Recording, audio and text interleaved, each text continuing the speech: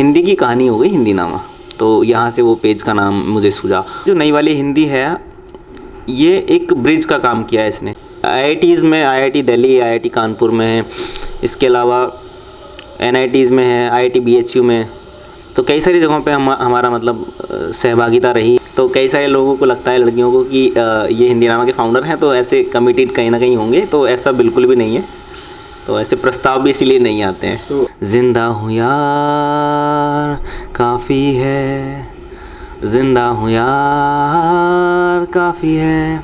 नमस्कार, आप देख रहे हैं द लोक मीडिया का युवा ऊर्जा। मैं हूँ तेईस साहू। हम आपको आज एक ऐसे युवा से मिलाने वाले हैं जो बहुत खास है। हिंदीनामा आप सुने होंगे, फॉलो भी करते हैं अलग अलग माध्यमों में। सोशल मीडिया पे हज़ारों और लाखों फॉलोअर्स हैं। उनके पीछे के जो संस्थापक है, क्योंकि हम चीज़ों को देखते हैं लेकिन वैसे लोग जो उसका नींव रखते हैं, उनसे आज हम आपको मिलाने वाले हैं। अंकुश कुमार जी हमारे साथ हैं, बहुत स्वागत है। बहुत बहुत धन्यवाद आपका। अंकुश जी, हिंदीनामा को सभी जानते हैं, हिंदीनामा और अंकुश अपने बारे में। मैं दरअसल बुलंदशहर जो ज़िला है उससे ताल्लुक़ रखता हूँ, और जो शुरुआती जो पढ़ाई लिखाई हुई वो मेरी गांव में ही हुई थी, एक स्कूल में। उसके बाद जब हम लोग दिल्ली आ गए, दरअसल मेरे पापा यहीं पर रहते थे, दिल्ली में ही, और जब हम लोग आ गए दिल्ली तो फिर जो स्कूलिंग भी यहीं से हुई सारी। 4th क्लास में मैंने यहाँ पे एडमिशन लिया। तो लेकिन जो शुरुआत हुई मेरे साहित्य पढ़ने की वो बचपन से ही हो गई थी। एक मेरा दोस्त है, मित्र है, गाँव में ही रहता है, उसका नाम है सुंदर, और सुंदर ही मुझे जो चंपक है कॉमिक्स वो ला कर देता था। मतलब चंपक पत्रिका आती है एक, और एक कॉमिक्स कुछ वो ला कर देता था। तो वहीं से जो साहित्य की शुरुआत हुई मेरे पढ़ने की, वहीं से हुई। BE वाले जो विद्यार्थियों के ऊपर अक्सर आरोप रहता है कि वो इंजीनियरिंग छोड़कर सभी चीज़ करते हैं। हाँ, मतलब ऐसा लगता है कई सारे लोगों को कि जो टेक्नोलॉजी पढ़ लिया या फिर जो इसमें BTech कर लेते हैं, वो काफ़ी कुछ अलग अलग चीज़ें करने की कोशिश करते हैं, या फिर अपने जो उनका खुद का फील्ड होता है उसको छोड़कर दूसरी चीज़ों में चले जाते हैं। तो ऐसे ही मेरे साथ भी हुआ है। मैं पहले BTech कर चुका हूँ, अभी इंद्रप्रस्थ यूनिवर्सिटी से मैंने BTech किया है, इलेक्ट्रिकल इंजीनियर हूँ। और उसके बाद मैंने फिर, क्योंकि हिंदीनामा की शुरुआत मैंने कॉलेज के समय पे ही की थी, और उसके बाद जो है मैंने फिर जब ये शुरुआत किया हिंदीनामा का, तो उसके बाद मुझे लगा कि अब मुझे हिंदी में भी कुछ ऐसा करना चाहिए, डिग्री वगैरह का। तो मैंने MA भी कर लिया है अब हिंदी से, और अब PhD की तैयारी कर रहा हूँ मैं कि जल्दी ही JRF वगैरह क्लियर करूँ और फिर PhD भी कर लूँ। बहुत अच्छे। हिंदीनामा नामकरण को लेकर जब हम बात करते हैं तो बहुत सारी चीज़ें आती हैं। नामकरण को लेकर कैसे बीजारोपण होता है, क्या कुछ, कितने साथियों का इसमें आप चर्चा करते हैं? दरअसल जो नामकरण है वो, उसमें मुझे बहुत ज़्यादा सोचने की आवश्यकता नहीं पड़ी थी। हालांकि मुझे पता था कि जब भी कोई नामकरण करना चाहिए, मतलब मैं सलाह भी दूंगा कुछ लोगों को, अगर कोई नया नाम सोच रहे हैं तो उसमें हमको ये ध्यान रखना चाहिए कि जब हम किसी भी चीज़ का नामकरण करते हैं, सबसे पहले तो हमको ये देखना चाहिए कि वो अगर एक शब्द में हो जाए तो बहुत अच्छी बात है, लेकिन अगर वो 2 शब्द में भी जा रहा है तो ऐसा इफ़ेक्टिव लगे, ऐसा इतना ज़्यादा आकर्षित करे नाम कि उसको लोग अपनी ज़ुबान पे मतलब लेकर आ जाएं, चढ़ जाए ज़ुबान पर। तो जब हिंदीनामा का मैंने नाम रखा, वो ऐसे प्रेरित था, जैसे अकबरनामा है या बाबरनामा है, वहाँ से वो नाम निकला। मैंने एक पेज भी देखा था, बल्कि किताबनामा नाम से, तो मैंने फिर हिंदीनामा रख दिया, क्योंकि जैसे अकबर की कहानी हो गई अकबरनामा, ठीक है, बाबर की कहानी हो गई बाबरनामा, तो ऐसे ही हिंदी की कहानी हो गई हिंदीनामा।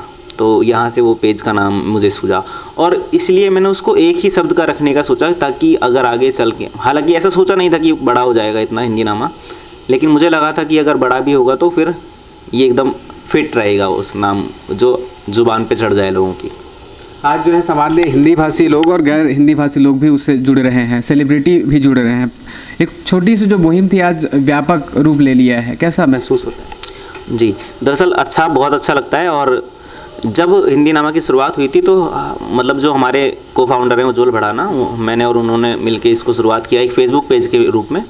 तो तब ये हमको नहीं लगा था कि इतने लोग तक पहुँचेगा, और जब इसकी शुरुआत की गई तो हमने अपनी ही कविताओं के लिए इसकी शुरुआत की थी कि हम अपनी कविताएं वगैरह जो लिखते हैं उसको डाला करेंगे उस पर, फेसबुक पेज वगैरह पे। लेकिन जैसे धीरे धीरे क्या हुआ कि लोग इससे जुड़ना शुरू हुए। हमने भी कुछ लोगों को बताया कि ऐसे एक पेज है और हमारा, आप अपनी कविताएं दीजिए। तो जैसे जैसे हम कविताएं देते चले गए, मतलब अपनी कविताएं डालने लग गए और दूसरों से भी कविताएं लेने लगे, तो फिर वो शेयर करने लगे अपनी प्रोफाइल्स पर शेयर करते। तो ऐसे ऐसे उनके दोस्त भी आने लगे फिर अपनी कविताएं लेकर। तो जितने लोगों तक वो पहुंचता रहा पेज, उसी तरीके से उनके दोस्त भी आने लगे, उनके दोस्त, ऐसे ऐसे करके बढ़ता चला गया सिलसिला। और फिर ये पब्लिक डोमेन में आ गया, और जब पब्लिक डोमेन में आ गया तो अब हमने लगभग अपनी कविताएं डालना बंद कर दिया है। अब दूसरे ही लोगों की डाली जाती हैं कविताएं, या फिर जो हमारे जो पूर्व में प्राचीन साहित्यकार रहे हैं, है ना, जो वरिष्ठ साहित्यकार रहे हैं, उनकी कविताएं ज़्यादातर डाली जाती हैं। तो ये है अभी तक का। हिंदी नामा की अपनी एक विचारधारा है कि कैसे लोगों कैसी रचनाएं उसमें आएंगी। चयन के समय में, क्योंकि बहुत से ऐसे साहित्यकार हैं जो लिखे हैं और जो यूथ आ रहे हैं, कैसे चयन आप लोग करते हैं? क्या कुछ चल रहा होता है जब आप अपलोड करते हो? देखिए, दो चीज़ें होती हैं जब भी चयन करता है ना कोई, मतलब अगर आप किसी भी चयनकर्ता का उठा लीजिए, मतलब कोई भी अगर चयन करने वाला होगा, तो सबसे पहला जो चयन करने का मतलब कोई विचारधारा से या किसी चीज़ से प्रेरित नहीं होता है वो, मतलब पसंद आना ही सबसे बड़ी एक मापदंड होता है मेरे लिए। मतलब मेरे लिए सबसे पहला बात है कि मुझे वो चीज़ पसंद आ जाए, या कि हमारी टीम को पसंद आ जाए। युवा, क्योंकि बहुत से लोग जैसे मैसेज वगैरह आपको आता होगा, नाराज़गी भी युवाओं में कि उनकी जो रचनाएं हैं, उन लोगों के लिए क्या कुछ करेंगे? देखिए, मैं नाराज़गी की बात से थोड़ा सा उनको ये बताना चाहूँगा कि अगर आप कुछ लिख रहे हैं ना, तो आप इस तरह से लिखिए कि आपको खुद ढूंढा जाए। मतलब काफ़ी सारे लोग लालायित रहते हैं इस चीज़ को लेकर कि हम इस फला पेज पे, मतलब कई सारे जो और भी बहुत सारे पेजेस हैं, सबको लेकर ही, जैसे हमारे पास पोसंपा है, हमारे मतलब बहुत प्रिय पेज है, मेरा प्रिय पेज पोसंपा है, या फिर तीखर है एक, और हिंदी पंक्तियाँ हैं। इसके अलावा एक मनीष गुप्ता सर बहुत पहले स्टार्ट किए थे एक पेज, उसका नाम है हिंदी कविता। मेरा सबसे पहला पसंदीदा पेज वही रहा है, अभी भी बहुत पसंदीदा पेज है मेरा। तो ऐसे जो पेजेस हैं, इन पर आने के लिए लोग लालायित रहते हैं। सोशल मीडिया के माध्यम से हम देखते हैं अलग अलग जो प्रकाशक हैं, उन लोगों से भी आपका जुड़ाव है। कैसे आप जुड़ते हैं और लोग कैसे जुड़ सकते हैं आपसे? देखिए, सोशल मीडिया के माध्यम से ही हम मतलब हिंदी नामा को आज इतना मतलब जहाँ भी पहुँचा है, उसकी वजह से हम यहाँ तक पहुँचे हैं। जैसे कि और प्रकाशकों की अगर मैं बात करूँ तो, क्योंकि जैसे जैसे हमारे साथ लोग जुड़ते गए, वैसे ही प्रकाशकों ने भी कई बार बोला कि हमारे साथ जुड़ने की इच्छा जताई। जैसे कई बार क्या होता है कि किताब कोई आ रही है, नई किताब के प्रचार के लिए, प्रचार प्रसार के लिए, तो ऐसे ही लेखक भी जुड़ते हैं, प्रकाशक भी जुड़ते हैं, और हम भी कई बार खुद भी बोलते हैं कि ये वाली किताब अच्छी है, तो इसके लिए हम कर सकते हैं कुछ। तो ऐसे सभी प्रकाशक हैं, हिंदुंग है, वाणी है, राजकमल है, राजपाल है, और भी कई सारे प्रकाशक हैं जिनके साथ हम कुछ ना कुछ करते रहते हैं। आज लगभग 4 साल होने वाले हैं हिंदी नामा को। जी। शुरुआत जब आपने सोची थी और आज जो है, कहाँ देख रहे हैं आप आने वाले समय में कि किस रूप में आप स्थापित करने वाले हिंदी नामा को? जी, देखिए, वैसे 4 साल हो चुके हैं, अभी कुछ समय पहले 4 साल हुए, और मैंने अभी जो चीज़ों को चलाया, हिंदी नामा को जिस तरीके से हम लोगों ने चलाया, वो बिना किसी ऐसे रास्ता बना के जो चलते हैं ना, उस तरीके से नहीं चलाया है कि हम लोग आगे आने वाले साल में कहाँ देख रहे हैं अपने आप को। हम लोग बस चलते गए और रास्ते अपने आप बनते चले गए। मुझे लगता है कि जब हम शुरुआत कर देते हैं ना किसी चीज़ की, तो हम अगर ना रुकें कि अच्छा, मैंने एक चीज़ और देखी है, कई सारे लोग पेज बनाते हैं, है ना, तो वो फिर रुक जाते हैं कुछ समय बाद। मुझे लगता है कि उनको रुकना नहीं चाहिए। अगर बना रहे हैं, कुछ भी चीज़ चला रहे हैं, तो चलते रहना चाहिए, रास्ता अपने आप बनता रहेगा। तो ऐसे ही हमारे साथ भी हुआ। जैसे हम लोग बस चलाते गए इसको, और अपने आप ही रास्ते मिलते गए। अब आगे देखेंगे क्या होता है। कुछ आयोजन हैं, आप लोग अलग अलग जगहों पर गए हैं। IIT वाला वाक़या मुझे याद आता है जी। अलग अलग जो आयोजन होते हैं, उसमें बुलावा आता है हिंदी नामा को। हाँ, उसमें जैसे कि IITs में IIT दिल्ली, IIT कानपुर में है, इसके अलावा NITs में है, IIT BHU में, तो कई सारी जगहों पे हमारा मतलब सहभागिता रही है। IIT के जो ये होते हैं अपने जो कल्चरल फेस्टिवल होते हैं साल भर में, इसके अलावा हम लोग और भी कई जगहों पे गए, तो ऐसे आना जाना लगा रहता है। इसके अलावा बुंदेलखंड साहित्य महोत्सव में गए पिछले साल, इस साल फिर से उधर जाना है। इसके अलावा फ़िल्म फेस्टिवल भी एक है, राजस्थान इंटरनेशनल फ़िल्म फेस्टिवल, उसमें हमको जाना है। पिछले साल भी गए थे, इस साल भी जाना है। तो ऐसे कई सारे आयोजनों में हम जाते रहते हैं। ये जो इतना बड़ा चीज़ है आज जो है विस्तारित हो रहा है, टीम बहुत महत्वपूर्ण होता है जी। आपकी टीम, आपके सहयोगी के बारे में, क्योंकि एक जो समूह का जो कार्य होता है, एक विस्तार होता है, आज बड़ा नाम है और जिम्मेदारी भी आपके साथ में है कि कौन कौन जुड़े हुए इसमें, कौन अपना कहता है? वैसे सबका है हिंदी नामा। जी, हम लोग जो 6-7 लोग हैं टीम में मुख्य रूप से, जैसे कि मैं हूँ, उज्जवल भड़ाना हो गए, ठीक है, अनुष्का हो गई, अनुष्का ढोंडियाल, इसके अलावा प्रिव्रत जोशी हैं, राजेंद्र नेगी हैं, इसके अलावा अनूप काहिल हैं, ठीक। तो ऐसे कई सारे लोग जुड़े हुए हैं। इसके अलावा कुछ लोग जो हमसे बहुत लगाव रखते हैं, ऐसे लोग भी हैं, जैसे दीपाली अग्रवाल हैं हमारी एक मित्र, वो अमर उजाला में कार्य करती हैं, लेकिन कई बार मतलब हिंदी नामा से भी मतलब प्रत्यक्ष नहीं, अप्रत्यक्ष रूप से जुड़ी हुई हैं। इसके अलावा राशि शर्मा है, परिचय भाषा पेज चलाती हैं, वो हमारे से अप्रत्यक्ष रूप से जुड़ी हुई हैं। इसके अलावा भी कई, अब आप ही को ले लीजिए, आप हमारे से अप्रत्यक्ष रूप से जुड़े हुए हैं, लेकिन है ना, तो ऐसे बहुत सारे लोग हैं जो हमसे अप्रत्यक्ष या प्रत्यक्ष रूप से जुड़े हुए हैं। तो इसलिए मुझे लगता है कि पूरी जो टीम है हमारी, वो बहुत सारे लोगों का समूह है। ऐसे मुझे लगता है कि ऐसे टीम कहना भी उसको मतलब गलत होगा कि हमारी एक टीम है। हिंदी नामा तो एक परिवार, हाँ परिवार है, बिल्कुल एक परिवार है। बहुत सारी हम लोगों ने बातचीत की है। इंटरव्यू जब हम करते हैं तो हम राजधानी से राजधानी आए हैं, छत्तीसगढ़ की राजधानी रायपुर, देश की राजधानी दिल्ली। हिंदी नामा से हम भी सोशल मीडिया के माध्यम से जुड़े हुए थे। आप लोग भी जुड़ सकते हैं, सभी माध्यमों में आपको मिल जाएगा, ट्विटर, इंस्टाग्राम, फेसबुक में आप जाकर उसको फॉलो भी करें। और बेहतरीन जो रचनाएं होती है व्यक्तिगत रूप से हमें भी बहुत प्रिय है। छत्तीसगढ़ में भी बहुत से ऐसे लोग हैं जो जिनके लिए प्रिय है हिंदी नामा। आगे का जो स्टेप है, बहुत सारी आपने हमारी जो है बातचीत हुई है। साहित्यिक जो आयोजन होते हैं हिंदी को लेकर, अब हम बात करते हैं हिंदी और युवा और पहले जो हमारे साहित्यकार हैं, वर्तमान समय में हिंदी को कहाँ देख रहे हैं आप, और इस पे जो नए जो लेखक आ रहे हैं सबके लिए? नहीं, मुझे लगता है कि पिछले कुछ सालों में जब से कुछ और जब से सोशल मीडिया पे सक्रियता बढ़ी है ना हिंदी के पेजेस की, तब से हिंदी की किताबों में भी, बिक्री में भी वृद्धि हुई है। और मुझे लगता है कि बहुत सारे ऐसे प्रकाशक भी हैं जिनकी किताबें अब और ज़्यादा बिक रही हैं। और ऐसा करने वाले आपने एक पता नहीं कैटलिस्ट होता है एक, है ना, हम केमिस्ट्री में जब पढ़ते हैं तो कैटलिस्ट का काम क्या होता है कि किसी चीज़ की, किसी केमिकल रिएक्शन की जो वो होती है स्पीड, उसको बढ़ाना होता है। तो बहुत सारे पेजेस जो हैं बने हुए हैं अभी, जैसे हिंदी पंक्तियाँ हैं, तीखर है, हिंदी नामा है, पोसम्पा है, सदानीरा है, हिंदी कविता है, ये जितने भी पेज हैं, कविशाला है, ठीक है, इतने सारे जो पेज हैं, इन सभी ने क्या किया कि एक कैटलिस्ट का काम किया है हिंदी साहित्य जगत में, जो कि किताबों की बिक्री को बढ़ा रहे हैं। उसका एक उदाहरण मैं आपको देता हूँ। मान लीजिए कि कोई कवि है, उसकी रचना हमने लगा दी या किसी और ने लगा दी, तो उसको पढ़ने के बाद कई बार आपको नहीं पता है कि किसी व्यक्ति को वो कहाँ पे हिट कर जाए, ठीक है। कोई भी रचना किसी भी व्यक्ति को हिट कर सकती है और फिर वो उसकी किताब ढूंढ सकता है। ऐसे बहुत सारे लोग होते हैं कि जिनको एक पंक्ति हिट कर गई और फिर उसको जाकर पढ़ते हैं कहीं और जाकर, तो उसकी किताब खरीदते हैं। तो ये सब चीज़ हमने या और जितने भी पेजेस हैं उन्होंने किया है। युवा हैं आप, और युवा के होने के नाते हिंदी नामा आप एक स्थापित नाम है, चर्चा में है देश भर में, क्योंकि बहुत से सेलिब्रिटी भी इसको फॉलो बैक देते हैं ट्विटर में भी।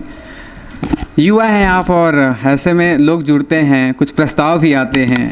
विपरीत लिंग के लिए मैं बात कर रहा हूँ, कुछ होता है आपके साथ कि लोगों का जो है? नहीं, अभी क्या है ना कि मेरे साथ ऐसा होता नहीं है। ऐसा इसलिए नहीं होता कि मुझे कई बार ऐसा सुनने को मिला, मतलब अपने ही दोस्तों से, तो कई सारे लोगों को लगता है, लड़कियों को, कि ये हिंदी नामा के फाउंडर हैं तो ऐसे कमिटेड कहीं ना कहीं होंगे। तो ऐसा बिल्कुल भी नहीं है, तो ऐसे प्रस्ताव भी इसीलिए नहीं आते हैं। तो हम जो है इस इंटरव्यू के माध्यम से आपको अवसर भी दे रहे हैं कि यहाँ पे प्रस्ताव जो है आवेदन दिया जा सकता है। बाकी विचार विमर्श के बाद क्या कुछ हो गया, अंकुश देखिए आपको बताएंगे। दिल्ली आपका जो दफ्तर है, इन दिनों हम यहाँ पे बैठे हुए हैं, नोएडा वाला एरिया है, यहाँ का चुनाव आपके साथ ही बड़ा खूबसूरत है। ऑफिस के बारे में क्या कुछ, कैसे रखना चाहते हैं ऑफिस को आप? नहीं, हम जो अपना जो ये ऑफिस स्पेस है, इसको हम बहुत ही कैजुअल रखना चाहते हैं। बहुत ही मतलब ऐसा नहीं होगा कि ऑफिस की तरह लगे ये। इसमें कई सारे लोग जब आया करेंगे, यहाँ पे बातचीत हुआ करेंगी, अभी जैसे हम लोगों की हो रही है, तो ऐसे ही और भी चाहेंगे कि बहुत सारे लोग आते रहें, यहाँ पे आते जाते रहें। हम लोगों ने इसको एकदम फॉर्मल ऑफिस होता है वैसा नहीं रखने का सोचा है, इसको थोड़ा सा कैजुअली रखेंगे। बहुत अच्छे, और लंबी बातें हो सकती है लेकिन महत्वपूर्ण है। हम बहुत दूर से आए हैं और खूब सारी बातें हम लोग पहले भी किए हैं और करेंगे भी, हमारा अधिकार है। लेकिन एक लिमिट होता है मीडिया पे कि आप भी कितना वक्त तक देखते हैं। लेकिन जब हम बाद में देखेंगे तो लगेगा कि आज का जो पूरा दिन हम लोगों ने व्यतीत किया है। बहुत से नए युवा हैं जो लिखते हैं, खूब लिखते हैं।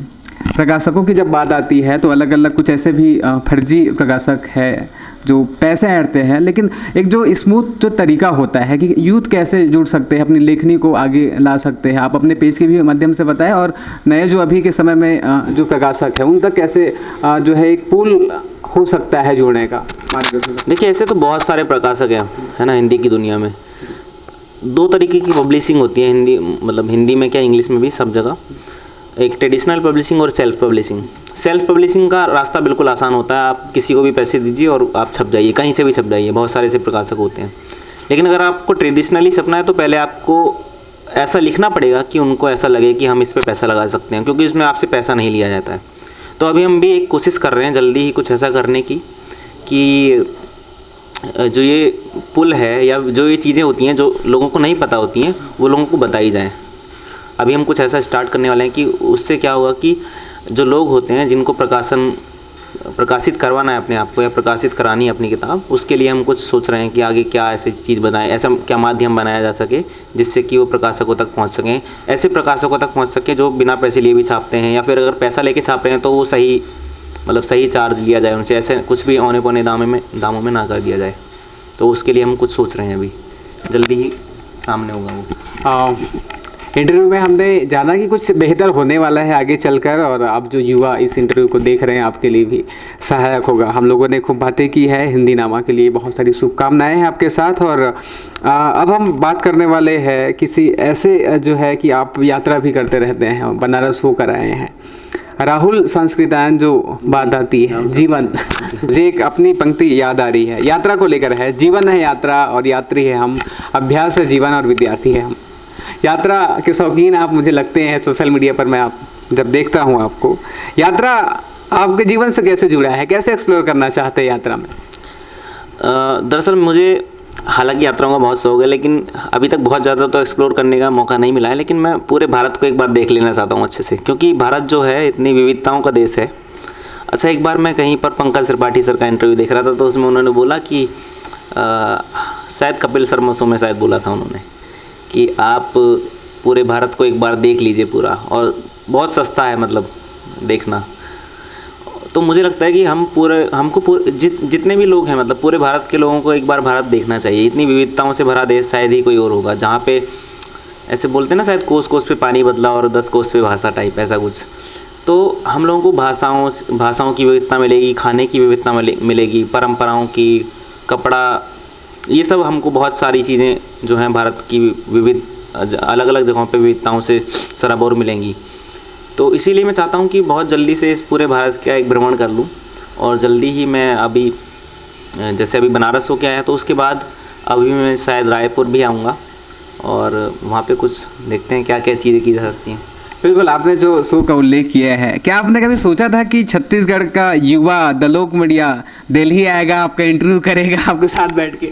नहीं, मुझे क्योंकि मैं आपको 3-4 साल से जानता हूँ, शायद 3 साल से जानता हूँ, है ना, तो मुझे तो हालांकि आपने बता ही रखा था कि हम लोग आएंगे एक बार, तो वही आज कर रहे हैं आप। देखिए, इस इंटरव्यू में हम बहुत ज़्यादा फॉर्मल नहीं रखना चाहते हैं, हमारी बातचीत हो रही है उसको आप तक पहुंचा रहे हैं युवा ऊर्जा के माध्यम से।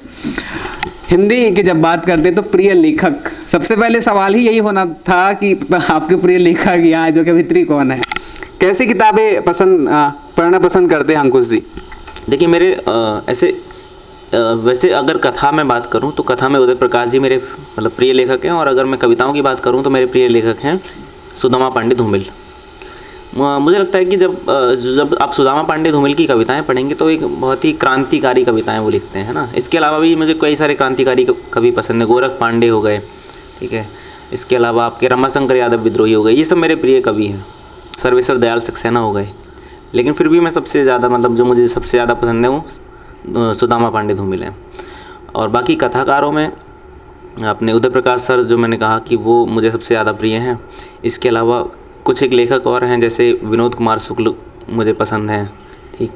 तो ऐसे कई सारे लेखक हैं जो मैं पढ़ता हूँ जिनको जी। नई वाली हिंदी की जब हम बात करते हैं तो बहुत जगहों पर बहुत जो है कहा जाता है कि नई वाली हिंदी जो है गैर जो हिंदी भाषी थे उन लोगों को भी अपने ओर आकर्षित किया है, बहुत जगहों पर गरियाया भी जाता है, ऐसा जो है लगदर भाषा ऐसी कही जाती है।